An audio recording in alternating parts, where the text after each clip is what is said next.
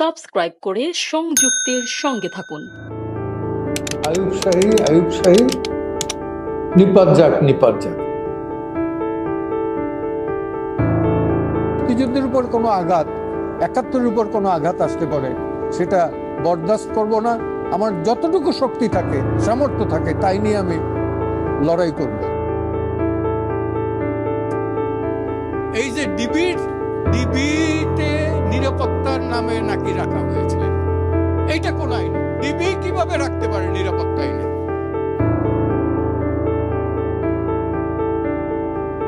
একাত্তর বাদে আর কখনো এই স্বল্প সময়ে এতগুলো তরুণ আত্মাহুতি দিয়েছে কিনা?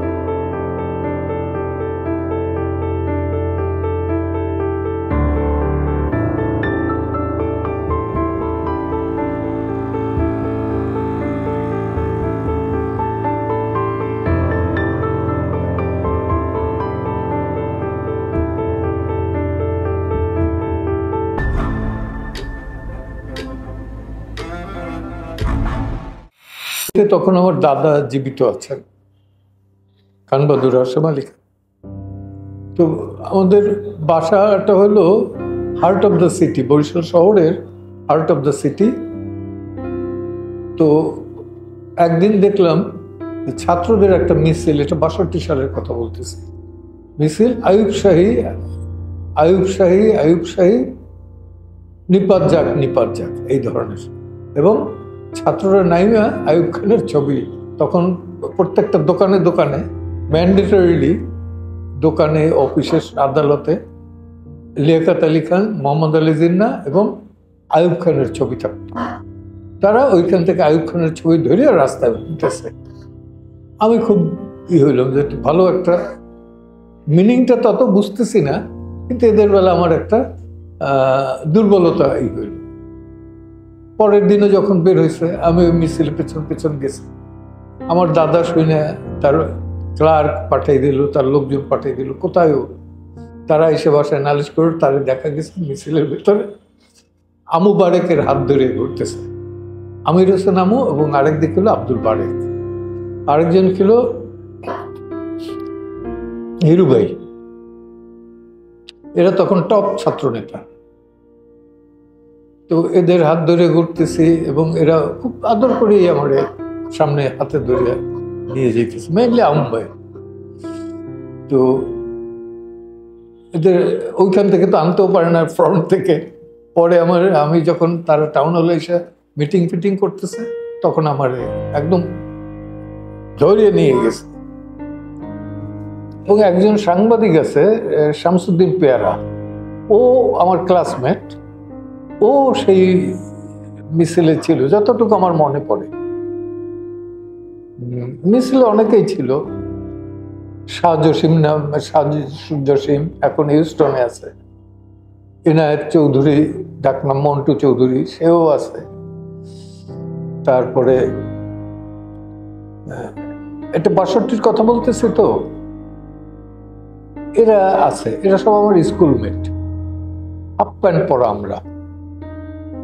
তো ওই অবস্থা থেকেই যে কখন জড়াই পড়লাম, এটা আমি নিজেও উপলব্ধি করতে পারি না। পরে আমার দাদা ইন্তেকাল করলেন ইলেকশন করতে গিয়ে, ৬২-র ১৬ই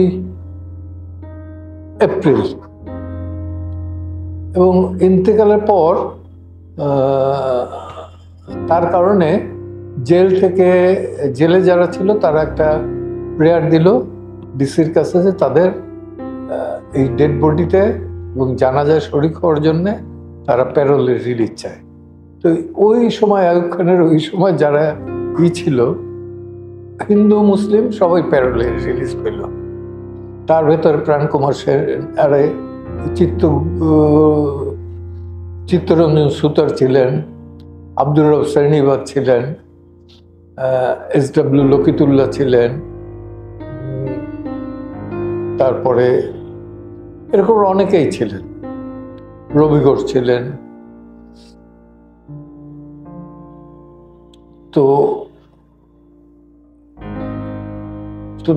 ওইখানে দেখলাম যে আবার এই যে ছাত্র নেতা আমু ভাই, বারেক ভাই, হিরু ভাই, এরা আমার দাদার ডেড বডি নিয়ে কবর একদম দাফন করা, বার লাইব্রেরিতে নিয়ে আসা, এবং বার লাইব্রেরি থেকে মিউনিসিপ্যালিটিতে, যেহেতু মিউনিসিপ্যালিটির উনি চেয়ারম্যান ছিলেন, মিউনিসিপ্যালিটিতে নিয়ে গেছে।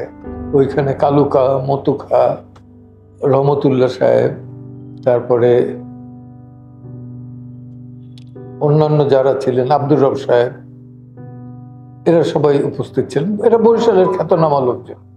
অবনী ঘোষ, জাদ্রেল লয়ার, এবং আলতা নামে এক এরিয়ার, মানেরপাড়ার আলতার জমিদার। তো আলতা আমরা লিবারেশন টাইমে ছিলাম, এটা পরে বলবো। তো গেলাম, এই থেকে আরেকটা দুর্বলতা হইল, পরবর্তীতে আবার এলাকার কাউন্সিলর হিসাবে আমার আব্বা, মরহুম আব্বা, মরহুম নুরুল ইসলাম খান, সংক্ষেপে সবাই বলে এনআই সুলতান, উনি করতেন ভাষায় না, উনি দাঁড়াইলেন আবার এক জাদ্রেল লোকের সাথে, মুসলিম লীগের। সেখানে সাপোর্ট দিল এরা, দেয় আব্বা বেশ ভালো ভোটের ডিফারেন্সে তাকে ডিফিট দিয়ে, ওইটার বলতো তখন কমিশনার না বোধ হয়, কি একটা বলতো, মানে ওয়ার্ডের তারা ছিল, তিনজন না চারজন মিলে একজনের চেয়ারম্যান করতো, এই ধরনের ওয়ার্ড কাউন্সিলর। তো এই থেকে একটা দুর্বলতা, তারা রেগুলার আব্বারই করতেছে, বিরাট এক লোকের এগেনস্টে, মুসলিম লীগের জাদ্রেল নেতা। তো উনি আবার আমাকে ভালোবাসতেন, গেলে পরে তার ওই এক গ্লাস দুধ আমার খেতে দিতেন, আমিও খেতাম। এইটা ছিল আন্তরিকতাটুকু। তো ওই থেকে আর কি জড়াই গেলাম রাজনীতিতে। আর কিভাবে যেন আম্বয়ের সেই আম্বয় পয়েন্টগুলো দিয়ে দিতেন, ওই পয়েন্টের উপর আমি বক্তৃতা দিতাম। দেখতাম যে লোক, আমি যখন ৬২তে বক্তৃতা দিই তখন আমার গলা ছিল মেয়েদের মতো। তা আমার যারা দেখতে পাইতো না তারা মনে করতো যে বোধহয় কোনো মহিলা বক্তৃতা দিতেছে, ভিড় করতো। ভিড় করার পরে যখন মোটামুটি জমে উঠতো তখন তারা বক্তৃতা দিত, এরকম একটা অবস্থা ছিল। ৬৪তে এসে আমি মোটামুটি নিজেই বক্তৃতা দেওয়া শুরু করলাম শিক্ষা আন্দোলনের সময়। তখন আমরা একটা সংগঠনও করলাম বরিশালে, এটা হলো ইন্টার স্কুল স্টুডেন্টস অ্যাসোসিয়েশন, ইসা। আমরা সাথে আলাপ সালাপ করলাম, এবং ভোলার যে এখন যে আছে নেতা আওয়ামী লীগের মজনুল্লাহ, কিন্তু এটারই বাবুল মোল্লা মারা গেছে গুলি খেয়ে, ও ছিল। তারপরে এই ভোলায় কিন্তু নিয়ে যায়, বরিশালের এক নবগ্রামে থাকতেন লাতুমিয়া নামে, তার ছেলে খোকন, এক স্কুলের ছাত্র, আমার 1 বছর জুনিয়র, কিন্তু আমরা খুব ঘনিষ্ঠ ছিলাম। ও আমার ডাকতো মামু, আমি ওর ডাকতাম মামু, এবং দৈনিক একবার চা না খেলে পরে হইতো না, ওদের বৈঠকখানা ছিল, ওই বৈঠকখানায় বসতাম, বসে চা, এই খোকন চা দাও, চা আনতো, চা খাইতাম, মুড়ি খাইতাম, আড্ডা দিতাম। এবং মুড়ি চা এইটা ছিল আমাদের কমন। আর একটা আড্ডা ছিল, সেটার বই পড়া, গল্পের বই, পত্রিকা। তখনকার দিনে অনেক ভালো ভালো পত্রিকা ভারত থেকে আসতো, টিল 65, যেমন সিনেমার বই আসতো উল্টো রথ, আবার কি জানি আরো একটা পত্রিকা ছিল, ঢাকা থেকে বের হইতো সচিত্র সন্ধানী, এবং এই সচিত্র সন্ধানীরই একটা সিনেমা না বিনোদনমূলক পত্রিকা, কিন্তু সেইখান থেকেই আবির্ভাব হয়েছে কিন্তু জহির রায়হান, সৈয়দ শামসুল হক, শহীদুল্লাহ কায়সার জেলে থাকতেই লিখছেন, কিন্তু এই পত্রিকায় পাবলিশ হয়েছে। অনেক খ্যাতনামা লোকজন একটা পত্রিকার ভেতর থেকে আজকে কিন্তু যেটা অভাব সেটা হলো পত্রিকা অসংখ্য, নাম বলে শেষ করা যায় না, কিন্তু সেখানে লেখক বা সাংবাদিক এটা খুঁজে পাই না। যেমন ফয়েজ আহমদ ফয়েজ তো পাকিস্তানের, এলো ফয়েজ ভাই আমাদের ফয়েজ আহমদ, উনি আজাদে 69-এ ইত্তেফাক ব্যান্ড, তো কোথায় চাকরি নিছে আজাদে।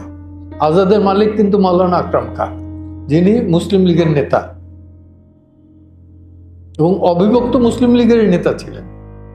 সে মাওলানা আকরাম খান পত্রিকায় থেকে উনি রেগুলার আগরতলা ষড়যন্ত্র মামলার যে ধারা বিবরণী, কি জিজ্ঞেস করতেছে, কি করতেছে, এই যে জেরা এবং চিপ ওপেন এবং জেরা টোটালটা যখন পাবলিশ করা শুরু করলো, ওইটাই বেসিক্যালি একটা মুভমেন্ট দাঁড় করে দিল মানুষের মনে। তো এই যে সাহসিকতা, এবং অদ্ভুত বিষয় হলো যে মাওলানা আকরাম খান কিন্তু তাকে কোনো, আমি ফয়েজ ভাই তো খুব ঘনিষ্ঠ ছিলেন, উনি কিন্তু বলছেন যে একদিনের জন্য, এক মুহূর্তের জন্য আমাকে বল নাই তুই এটা লেখিস না, এটা আমার গভর্নমেন্টের এগেনস্টে যেতেছে। বরঞ্চ বলছে যে তোর লেখায় যে এত হাত, এ তো আগে আমি জানতাম না, বুঝি নাই, এই প্রশংসাটুকু করছে। এই যে ঘটনাগুলো আপনি দেখেন, বাংলাদেশ আমলে দৈনিক পাকিস্তান হয়ে গেল দৈনিক বাংলা, সেই দৈনিক বাংলা সরকারি প্রেস ট্রাস্টের পত্রিকা, সেখানে চাকরি করেন নির্মল সেন। উনি লিখলেন একটা স্বাভাবিক মৃত্যুর গ্যারান্টি চাই। আজকে লেখার মতো কেউ সাহস আছে? সংবাদের দরবারে জহুর চৌধুরীর লেখা, সে লেখা পড়লে পরে মনে হয় যেন সামনে সব দৃশ্য হয়েছে ওটা এরকম। এখন আপনারা, আমি বলবো যে দরবারে জহুর দেখেন, পড়েন, মুসাফির পড়েন, মুসাফিরের কলাম, মানিক মিয়ার লেখা, আর ফয়েজ আহমদ ফয়েজের মধ্যরাতের অশ্বারোহণ, কি চমৎকার বর্ণনা। তারা কিন্তু কোনো নেতাকে ছাড় দেন না, কারো প্রতি কোনো রকমের আনুগত্য বা আমার মনে হয় যেন একটা বিচারকের এসেছে, যে কারণে বলা হয় যে সাংবাদিকরা হইল চতুর্থ স্তম্ভ বা সমাজের আয়না।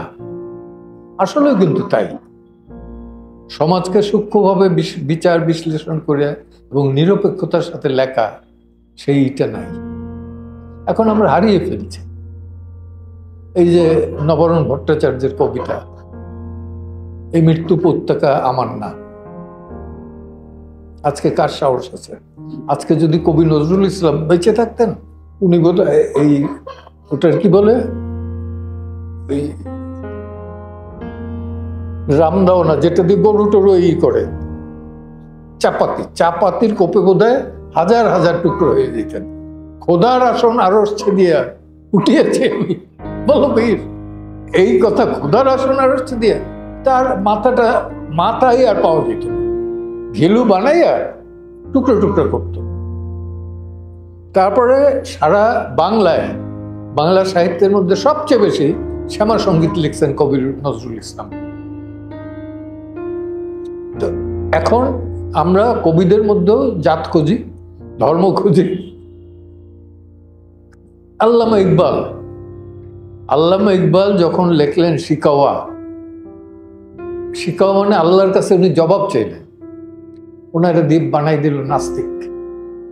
উনি নিজের দিশে লিখছেন যে ঈদ আসলে পরে আমি থরথর করে কাঁপি, যে তার বাসা কখন অ্যাটাক, প্রত্যেক ঈদে অ্যাটাক হইতো, ঈদের জামাতের শেষে, এবং দুনিয়ার যত ময়লা আবর্জনা এগুলো তার বাসায় ফেলত।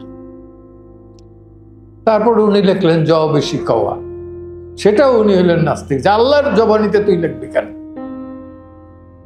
উনি মরিয়ে গিয়ে বাইচে গেছেন। নেতাজি সুভাষ বোস কিন্তু মরিয়ে গিয়ে বাইচে গেছেন। বাইচে থাকলে বঙ্গবন্ধুর অবস্থা তার থেকে হয়তো খারাপ অবস্থা হইত।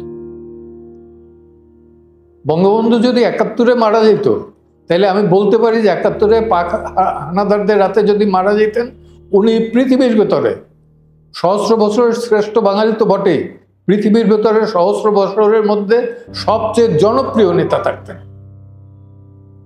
দুর্ভাগ্য এই যে উনি আমাদের এই তখন ছিল 7.5 কোটি মানুষ, 7.5 কোটি মানুষের আশা আকাঙ্ক্ষা এবং হাত তুলে আল্লাহর কাছে যে মোনাজাত করছে, আল্লাহ বঙ্গবন্ধুরে ফেরত দাও, বঙ্গবন্ধুরে ফেরত দাও, জীবিত অবস্থা যেন দেখি। সেটা তো আল্লাহ তাআলা মোনাজাত কবুল করছেন, যে কারণে উনি ফিরে আসছেন। ফিরে আসার কথা না তো।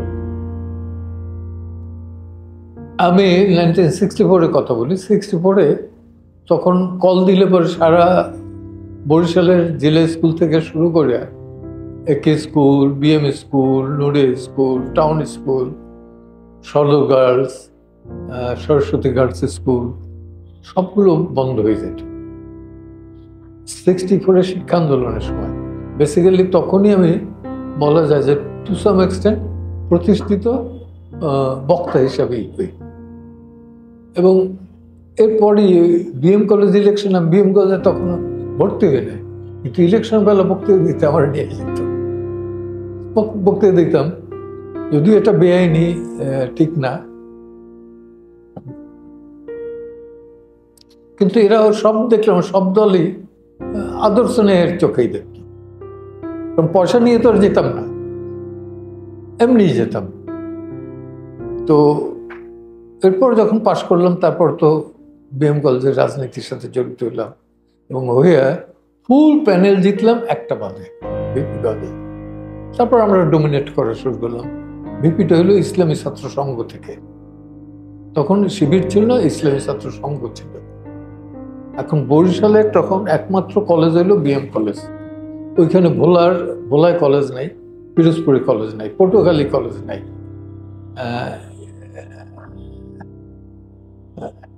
এরকম বিভিন্ন জায়গায় কলেজ নেই। তো ভোলা অ্যাসোসিয়েশন আছে, পটুয়াখালী অ্যাসোসিয়েশন আছে, পিরোজপুর অ্যাসোসিয়েশন আছে। এই অ্যাসোসিয়েশনের আবার দরকার হতো। তা আমরা দিলাম ভোলা থেকে। আর মোফাক্কর সাহেব দেখতে খুব ছিলেন না, ইমপ্রেসিভ ছিলেন না, কিন্তু ভোলায় তার ইনফ্লুয়েন্স ছিল। আর ভিপি হিসেবে দিল খুব সুদর্শন শাহাদাত নামে এক লোক, পিরোজপুর থেকে, মঠবাড়িয়া বাড়ি। সে কিছুদিন পরে জয়েন করলো এনএসএফ। শাহাদাত জয়েন করলো। আর আমাদের যিনি সেক্রেটারি হলেন উনি হলেন পুলিন বিহারী মিত্র।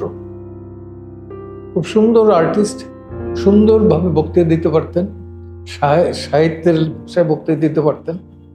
এবং বলা যায় যে হিন্দুরা এই প্রথম 6 পয়েন্টের পক্ষে আসলো। এর আগে গ্রামের এবং হিন্দুরা বা সংখ্যালঘিষ্ঠ যারা, তারা ছিল ছাত্র ইউনিয়নের পক্ষে এবং ন্যাপ, 2 ন্যাপের পক্ষেই।